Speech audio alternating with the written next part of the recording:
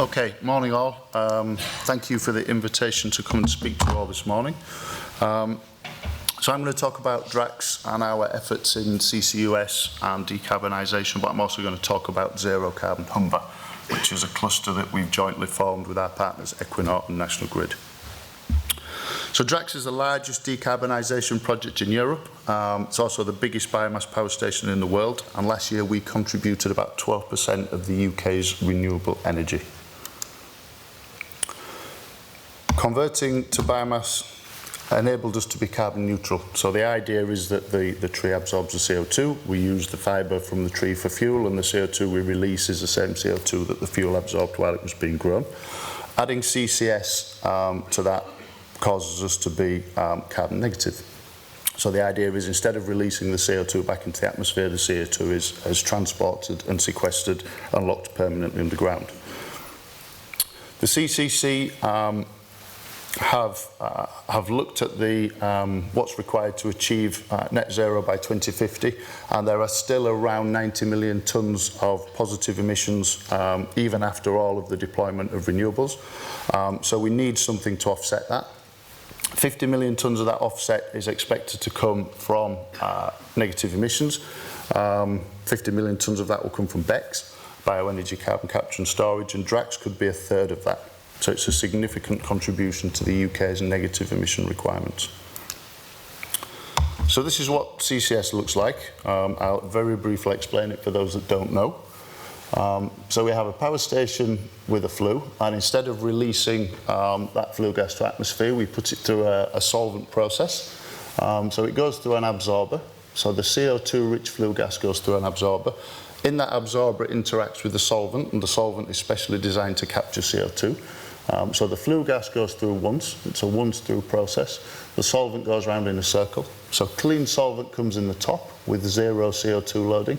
It picks up CO2 from a reaction in here, and it has about 4 seconds to do that, so it's quite a fast reaction. And then the CO2 loaded solvent goes into a device called a stripper, where the solvent's heated up, the CO2 is released from the solvent, and the CO2 can then be, get my laser back on, can then be taken away, transported, stored. The solvent goes round in a circle, so the solvent's making a loop, and the CO2 and the flue gas are once-through processes. So that's a very brief overview of how CCS works. We've done lots of work at Drax to promote CO2 capture, so we set up a CCUS innovation zone. We've had several companies working in there now. We've got a local company called CCapture who've developed a novel CCS technology. We're also trialling other CCS technologies in there, and we have some CO2 usage companies also working with us in the incubation area. The idea of the incubation area is to promote or to provide an industrial environment where we can promote development of these technologies for early stage startups. We've been quite successful in securing 2 BECCS-funded projects in there, so one with CCapture and one with fuel cell energy. And we're using this money to help develop up to sort of feed level projects within here. The ultimate aim is to enable technologies to be developed and scaled up so that we can use them for deployment in years to come. So a little bit about the zero carbon Humber. So in addition to developing BECCS at Drax, I mentioned earlier we formed this jointly with Equinor and National Grid Ventures. The idea of this is a partnership focused on turning the Humber into the world's first carbon neutral industrial cluster. Might not be the world's first, but hopefully it's one of the world's first. National Grid Ventures and Equinor are also working hard with us behind the scenes on this, and we've launched this as a kind of umbrella to cover a selection of projects that we are developing at the moment. So why Humber? Why the zero carbon Humber? So it's a strategically important region for the UK. Contributes about 18 billion to the economy, 55,000 jobs. 25% of the UK's refineries are based here, or refinery production is based here. And we've got a huge network of industries in the Humber region. But the obvious and most interesting number there is the size of the CO2 emissions. So the Humber area is the most CO2 emissive region in the UK. So in terms of bang for buck, if you're trying to decarbonise, the Humber is a great place to start. So what could that cluster look like? Again, I'll have to resort to the laser pointer. So this is a very, very simplified model of what it could look like. The blue pipes, which are those ones on there, are hydrogen pipes. So the idea here is to try and get hydrogen production going, and ultimately for hydrogen production to work you need a CO2 transport and storage network. I think most of us would agree that probably the early stages of hydrogen will come from reformed natural gas. That's a very big interest area for our partner Equinor. And if we can get hydrogen production and hydrogen use going in the same area, then obviously that's quite an important balance to strike to enable hydrogen to grow out.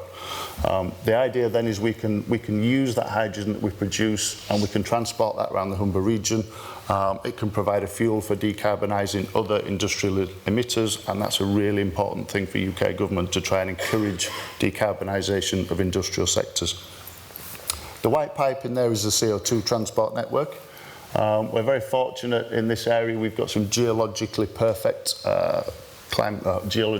conditions for CO2 storage, just under the North Sea off the east coast. Currently that's been developed by National Grid Ventures. They own that. They did that work originally for the White Rose project, which was a carbon capture project we did at Drax about 7 or 8 years ago. So again, the similar idea, we get a CO2 network established, other industrial users can connect into the CO2 network, hydrogen production can connect into the CO2 network. Once that network is in place, then it's very easy for others to sort of contribute to that reduction. Without an anchor project to cause that CO2 network to be there, then it's actually quite an expensive piece of infrastructure, so difficult to pin to a smaller project. So our roadmap to get there. So what we're trying to do, as I mentioned in the previous slide, we're trying to start hydrogen off with a use. So we're looking at a project at Drax with that. So our idea is to build some form of reforming for natural gas at Drax, using the CO2 network that we also hope will come to Drax. We have a use on site already, or we hope we'll have a use on site through gas generation, so we'll have somewhere to put the hydrogen that we produce. We can scale that up over time. We can grow our hydrogen production there, and ultimately within the cluster we think there will be other multiple generation sources of hydrogen, or other sources of hydrogen generation, so to say. So the more hydrogen we have, the more we can build out, the more users we can feed with hydrogen. We're doing the same for bioenergy carbon capture and storage, so for the BECCS project. So start with 1 unit at Drax, that gives us an economically sensible size of project to start with, and then we can add to that over time as the transport and storage infrastructure matures. But I must emphasise, Drax isn't the only area we're planning to do this. There are several projects within the Humber cluster that we're hopeful we can do something very similar. So the end goal, we're trying to maximise the CO2 capture potential in the Humber region. You can see from this slide that we've got negative emissions coming from bioenergy carbon capture and storage. We've got a range of emissions which are growing over time, which is the CO2 coming from hydrogen production. Ultimately, that hydrogen production may swap to pure green hydrogen production using electrolysis and other technologies, probably powered by pure renewables. And then we have industrial decarbonisation overlaid over the top. So you can see how we get to that sort of 40 million tonne number over time. So the last slide, just to conclude, this is much bigger than just the 3 companies involved. It's a strategically important project for UK PLC.